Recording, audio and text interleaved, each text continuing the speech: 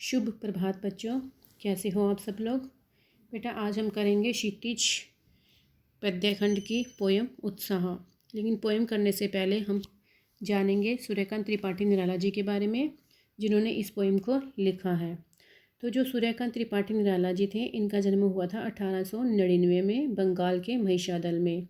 वैसे इनके बारे में कहा जाता है कि ये जो मूल रूप से निवासी थे वे गढ़ा कोला जो उन्नाव में है उसके निवासी थे। तो जो निराला जी थे, इन्होंने अपनी 9वीं तक की जो शिक्षा ग्रहण की थी वो महिषादल में ही ग्रहण की थी। इन्होंने अपने स्वाध्याय से संस्कृत, बंगला और अंग्रेजी का ज्ञान भी अर्जित किया था। ये दर्शन शास्त्र और संगीत के भी गहरे अध्येता थे। जो रामकृष्ण परमहंस और विवेकानंद की जो विचारधाराएं थी, उनका इन पर बहुत ही ज़्यादा प्रभाव था। निराला जी के बारे में कहा जाता है कि इनका जो पारिवारिक जीवन था वो काफ़ी दुखों और संघर्षों से भरा हुआ था, क्योंकि इनके जो परिजन थे उनकी असामयिक निधन हो गया था। तो साहित्यिक मोर्चे पर भी उन्होंने अनवरत संघर्ष किया, यानी इन्होंने जो रचनाएं लिखी तो वहाँ पर भी इनको काफ़ी संघर्ष करना पड़ा था। तो 1961 में इनका देहांत हो गया था। तो इन्होंने कुछ रचनाएं लिखी थी, जैसे अनामिका, परिमल, गीतिका, कुकरमुत्ता और नए पत्ते। उपन्यास और कहानी, आलोचना और निबंध लेखन में भी इनको बहुत ख्याति मिली थी। जो निराला जी थे, इन्होंने निराला रचनावली के 8 खंडों में उनका जो संपूर्ण साहित्य है प्रकाशित किया था। तो बेटा अब हम करेंगे अपनी पोयम उत्साह। तो बेटा पोयम स्टार्ट करने से पहले मैं आपको बता देती हूँ थोड़ा बहुत पोयम के बारे में। देखो, जो उत्साह पोयम है वो क्या है, एक आह्वान गीत है जहाँ पर बादलों को संबोधित किया गया है। तो यहाँ पर जो कवि एक तरफ कविता में पीड़ित प्यासे की प्यास को बुझा रहा है, तो वहीं दूसरी तरफ जो बादल है वो नई कल्पना और नए अंकुर के लिए विध्वंस और क्रांति चेतना को संभव करने वाला बताया गया है। तो जो कवि है उन्होंने एक अट नहीं रही पोयम भी लिखी है, जो उत्साह के बाद ही हम करेंगे। तो उसमें जो फागुन मास है उसकी सुंदरता के बारे में बताया गया है। कवि कहते हैं कि जो फागुन की सर्वव्यापकता है, उसकी जो सुंदरता है वो अनेक संदर्भों में देखने को मिलती है। कवि कहते हैं कि जब मन प्रसन्न होता है तो चारों तरफ फागुन का सौंदर्य और उल्लास ही दिखाई देता है। तो आज अब हम अपनी पोएम स्टार्ट करते हैं। उत्साह। बादल गरजो घेर घेर घोर गगन धराधर हो।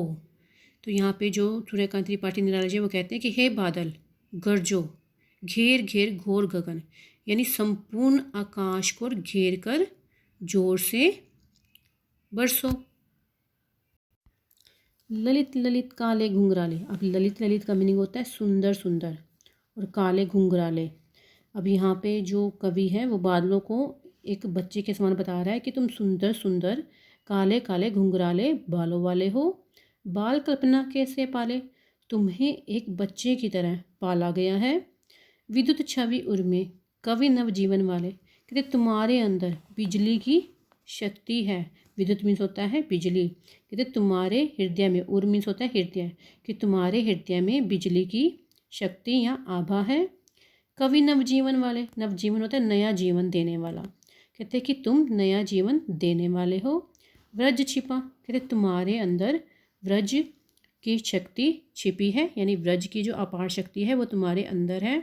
नूतन कविता, कहते तुम नई कविता रचने वाले हो। फिर भर दो बादल गरजो। अभी कवि कहता है कि तुम जो लोग हैं, इस संसार के लोग हैं, उसमें नई चेतना भर दो और तुम जोर से भयानक गर्जना करते हुए गरजो।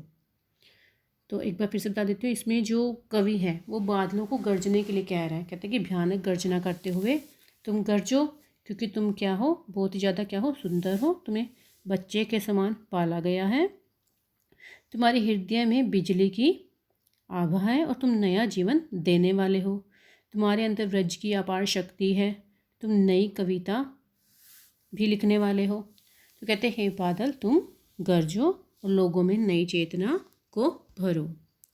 आगे देखो बेटा। विकल विकल उन्मन थे उन्मन, विषव के निधान के सकल जन। अब बेटा इसमें सेकंड लाइन का मीनिंग पहले आएगा। एक बार फिर से रिपीट करती हूँ। विकल विकल उन्मन थे उन्मन, विषम के निधान के सकल जन। सकल होता है संपूर्ण, जन होता है जनता या लोग। कहते हैं कि जो विषम के संपूर्ण लोग हैं वो निधान होता है गर्मी के ताप के कारण। विकल विकल बेचैन, उन्मन थे उन्मन उदास। कहते हैं जो विश्व के संपूर्ण लोग हैं वो गर्मी के ताप के कारण बेचैन और उन्मन है यानी उदास हैं। आए अज्ञात दिशा से अनंत के घन, तप्त धरा जल से फिर। कहते कि हे बादल तुम अज्ञात दिशा से आकर, हे बादल तुम अज्ञात दिशा से आकर तप्त धरा, इस तपती हुई धरती को अपने जल से, जल से फिर लिखा ना, अपने जल से शीतल कर दो यानी ठंडा कर दो, हे बादल तुम गरजो। तो बेटा आज के लिए इतना ही। तो आपने इन पोएम्स को अच्छे से रीड करना है। ओके बेटा।